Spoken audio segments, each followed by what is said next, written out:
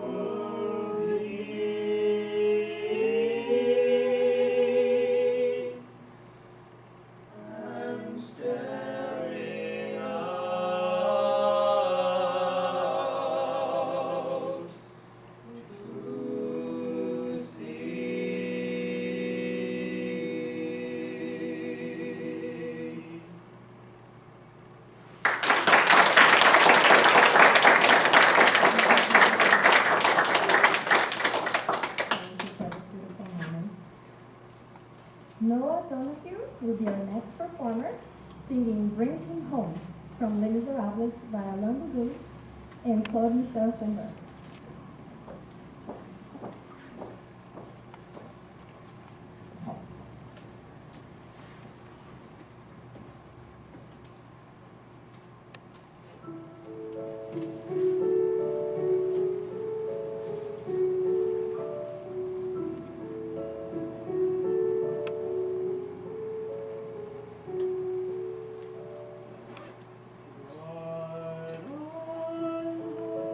Thank you.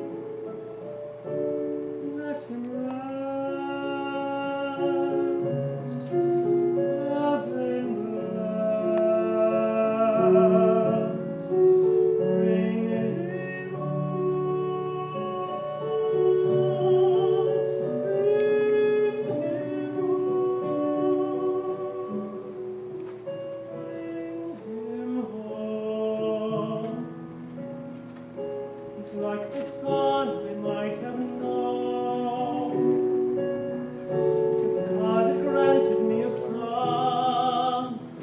The summers die one by one, how soon they fly on and on, and I am old and will be gone.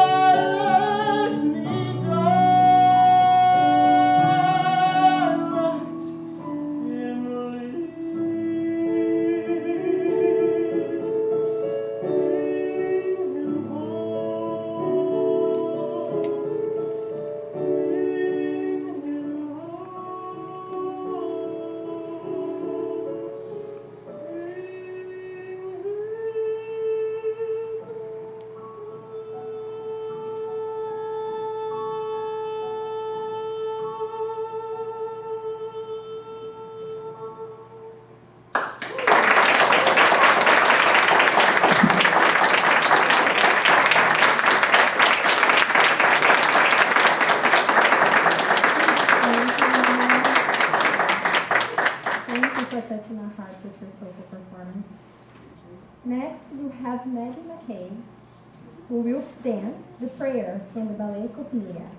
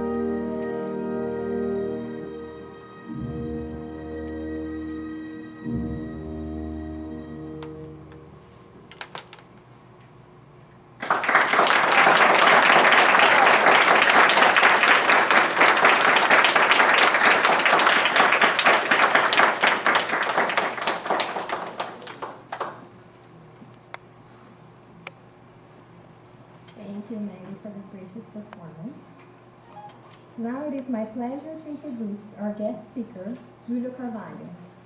Julio is an active participant in the United States Spiritist movement and co-founded the Spiritist Center Divine Light, located in Newark, New Jersey. Julio began studying the Spiritist doctrine at the age of 14. He works to spread the Spiritist doctrine in the tri-state area and in the Union County Jail, where he works as a mental health counselor. We will finish our event today with a poem by Castro Alves, a Brazilian poet and playwright, famous for his abolitionist and Republican poems, recited by Julio Carvalho, accompanied by Raissa, playing Meditation of Thais by Jules Massenet. Welcome, Julio.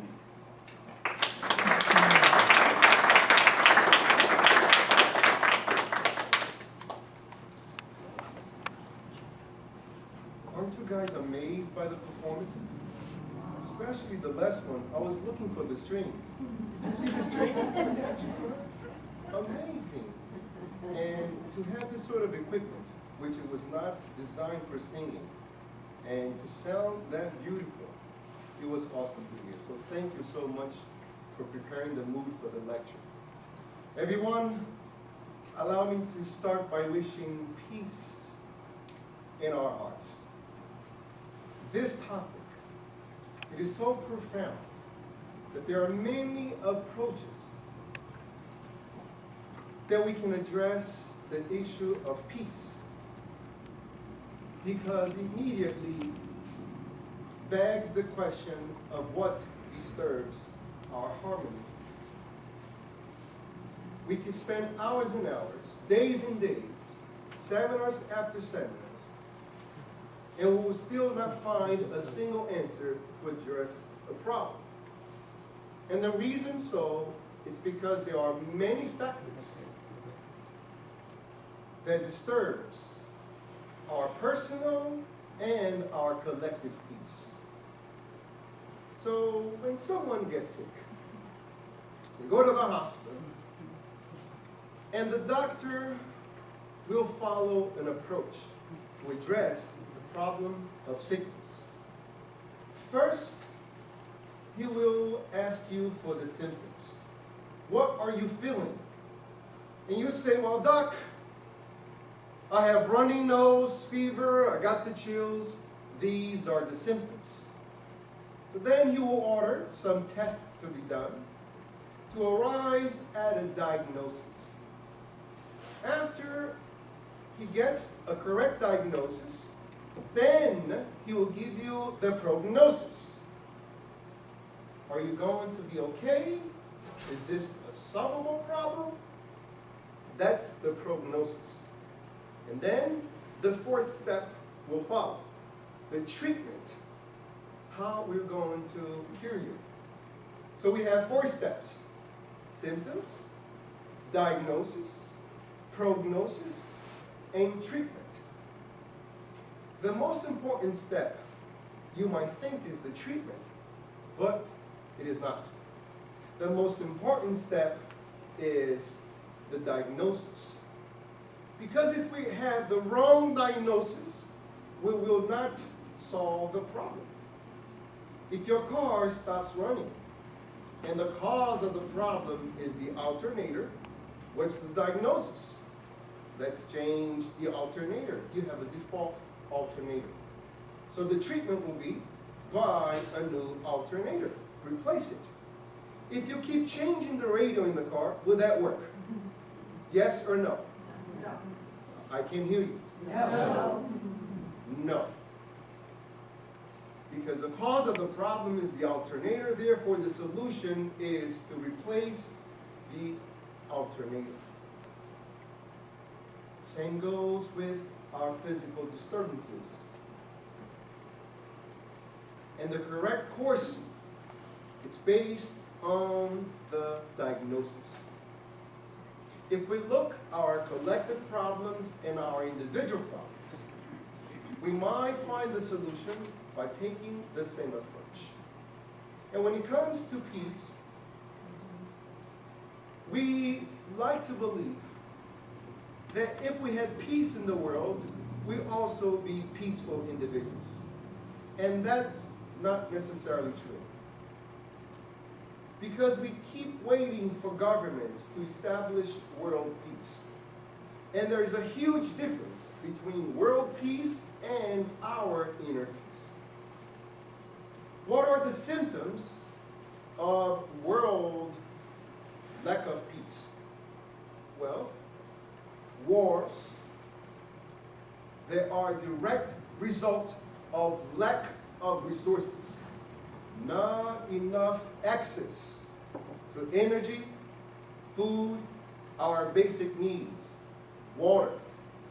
There are a couple of countries in this world that have as their goal to serve to its people drinking water. Here we are in the year 2014, and we're still addressing a simple issue of having drinkable water.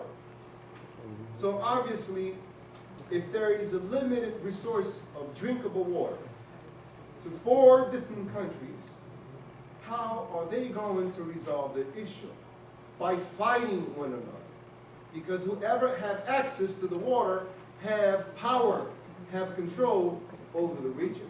Hence, the wars. So there are some people who argue that we can solve this problem by providing enough resources to everybody. Yes, it will solve many of the challenges we face. And this is why we had great people in our history giving us guidance of how we can address this issue. We have Mohandas Karashan Gandhi. This is one individual establishing peace in the world. As you know through history, England was in control of India. And this is not just a problem of who's managing, who's the president. This is about distributing the resources equally. If you have one race who is benefiting from all the resources, while the majority of the races living in the same country are lacking resources, you will have problems. This is not a problem of dictatorship. If the dictators well fed their subjects, there will not be any problems. The problem that we have with dictators is that they want to benefit only themselves or the group they belong to, while the majority are starving. So Mahatma Gandhi addressed the problem by fighting for equality, not the privilege of the Indians, but for all. And he addressed the issue of violence by saying, if one man is able to achieve the epitome of love, he's able to neutralize the hatred of millions. And he was able to do that because there are a couple of instances in which the people were in conflict, killing themselves, and him, and Mahatma Gandhi, through his own sacrifice, by showing that he could not teach the people not to kill by killing others, he starved himself. And he was able to appease his people's conflicts.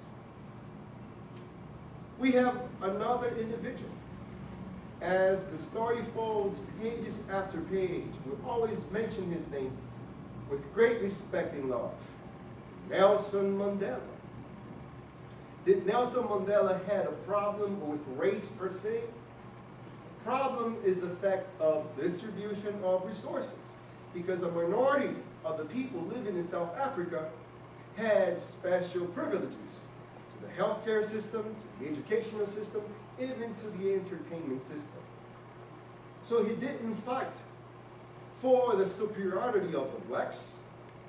He fought for the equality of all races. And this is why, in 1993, he received the Nobel Peace Prize. Martin Luther King Jr., a very well forgotten hero. So few mentioned of this man.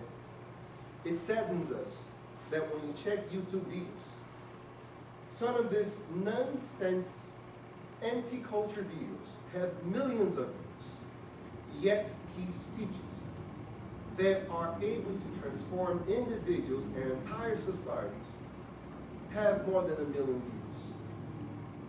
This man did not fight for superiority of a race, but rather for the equality of all, so we can stop our inner conflicts within our cities, states, and country. This is one individual making an impact on millions of lives. More currently, we have Mr. Jeremy Guiley. Have you ever heard of this man? Jeremy Guiley? He says when he was only 12 years old, he was doing acting classes in his high school.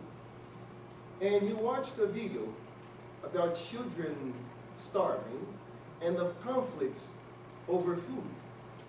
And being only 12, somehow that touched his heart. And he heard that the media were responsible for most of our conflicts. But what did he mean by this? Is that our media, most of the time, instead of inflaming peace and harmony, it does actually the opposite. Look at the shows that we watch on TV.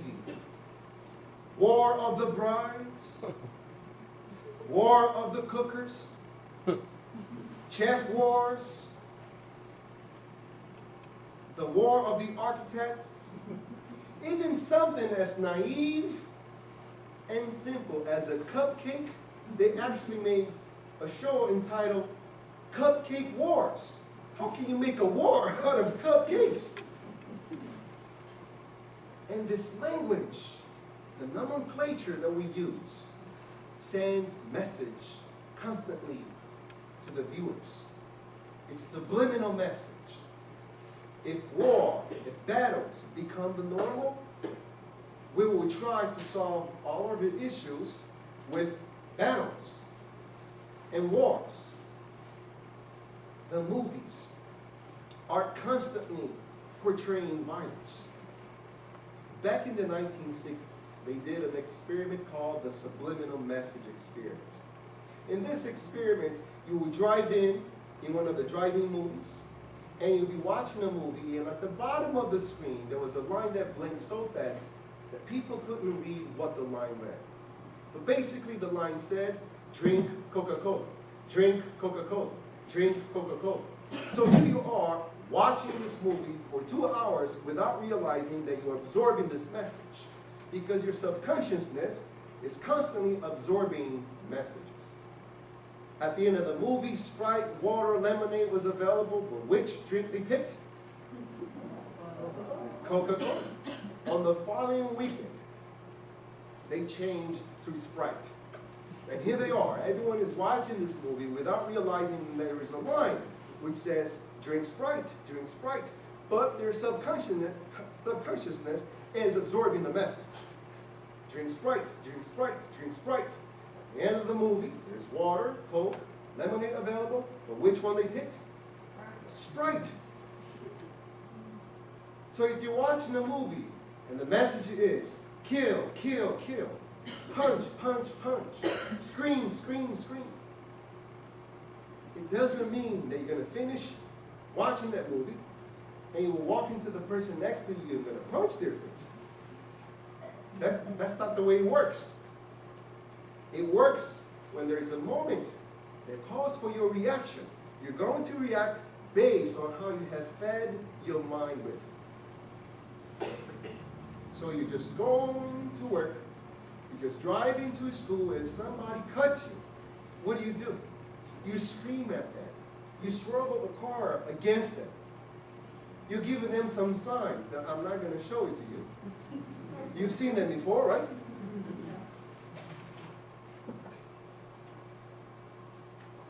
Wherever it calls for their reaction, they will react based on what they have fed their subconscious mind with. Difficult moments in our lives are just like a big squeezer. If you squeeze an orange juice, what comes out of the orange? What kind of juice? Is it watermelon? Lemon? No. Difficult circumstances in your life are just a huge squeezer.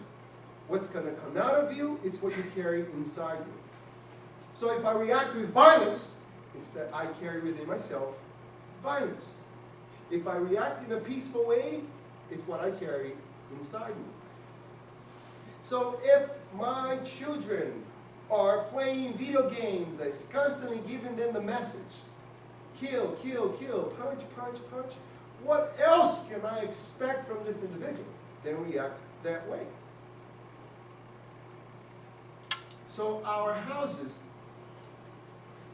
should be very peaceful in a way that we should choose very wisely what kind of songs we're going to play inside our house, what kind of movies we're going to watch, because these movies, these musics, these songs, they live a vibrational energy in our home. Choose wisely, because that might create many problems in our lives. So this man, which back then was a boy, Jeremy Guy, he decided that if he was an actor with a camera, he could change the world. This is one boy having a dream of acting and playing with a camera. And he started making interviews in his school. And from his school, he went to the town, from the town to the state, from the state to the country, from this country to other countries. And he traveled the world documenting what was going on to bring about awareness. Because how can we change a problem? How can we make a diagnosis? How can we identify if we don't even know that it exists? That's the power of art through television, to make people aware. And he did this. So much so that his work was appreciated by UN. And he fought. Not with guns, but he fought with his heart. He considered, just like Mahatma Gandhi used to consider himself, I am a soldier. I'm a soldier of peace. Because to produce peace, you need lots of actions. So he went to the UN and he started a campaign for 1 day of peace. 1 day of peace. And because of him, September 21st of every year, the world commemorates the world of peace. That is a huge achievement for this planet, to bring awareness. Now, who is this man again? A 12-year-old boy from a high school that conquered his dreams by following his heart. World peace will be established when we have enough resources. Mainly, the wars are the result of selfishness, dictatorship, the control of the natural resources. There are even some people who argue that the entire UFO phenomenon, it's all true. And the reason why governments, they blocked us from knowing that we have visitors from other planets is for the simple fact that these people are more advanced than us in technology. And they want to bring to us their technology of how to produce free electricity. So free energy is available to us all. But that will automatically kill all the companies who are in charge of this planet. Because if we don't need oil, once you're not dependent on a company, that company ceases to control the world. The private bank in the U.S., are you guys aware that this is not a U.S. government property? That this is a private bank? The Treasurer of the United States, it's a private bank. So these people argue that even if we bring awareness about the UFO phenomena, that would change things. Because these people who are coming from outer planets, they are trying to give us an opportunity for the next leap of our progress. Just 2 months ago, the telescope Kepler added more than 1,400 new planets into our solar system. This telescope was able to photograph, to detect an additional 1,400 new planets, and this is only in our little galaxies. You know how many galaxies there are? Approximately 300 billion galaxies. We don't even know what that number is. Are we alone in the universe? Obviously not. And when it comes for us as a humanity to prove that we have other humanities in different planets, in different universes, maybe that will stop our wars in here. Because now we will not feel so lonely anymore. We will stop our fighting period to start a world of peace. Our documented history only registered 250 years of peace. 250. That's it. We have recorded our history for approximately 5,000 years. During the 5,000 years, we have 250 years of peace. That's a very small quantity. Why? Control of resources. Our idea how we diagnose the problem. We diagnose the problem thinking that we must protect ourselves. How do we protect ourselves? By arming ourselves.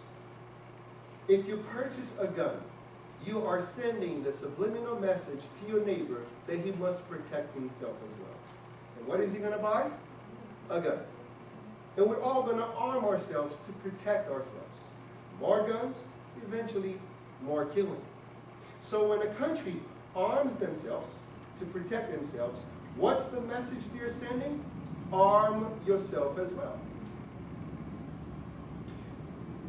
In order to help people promote their business, so idea could be funded. It's called the Startup Program. The US gave $9 billion, approximately $9 billion. And that's a lot of money. But on a global scale, that's nothing. But to modernize the nuclear weapons, approximately $90 billion was suggested. To modernize the nuclear weapons, we invest $90 billion. To help those who have a new idea to spread to the world, we give them $9 billion. If we spent the resources that we have available to foster peace by promoting resources, by promoting new ideas, eventually we will contribute to world peace. Well, let's imagine we had world peace. Would that automatically bring you your peace? No, it wouldn't. Because the definition of world peace is the absence of wars, absence of conflicts. Our personal definition of our own peace is not the absence of conflicts. An individual could be very much at peace, yet have many conflicts, personal conflicts. The definition of individual peace is when we fulfill our obligations as a human being. You will experience what we crave for, peace, when you fulfill your obligation as an individual. And what obligation do you have towards you? You have an obligation to better yourself. That's obligation number one. You are on this planet with a mission, and that mission is to better yourself. If you're not bettering yourself, you will not experience peace. Peace is the result of you fulfilling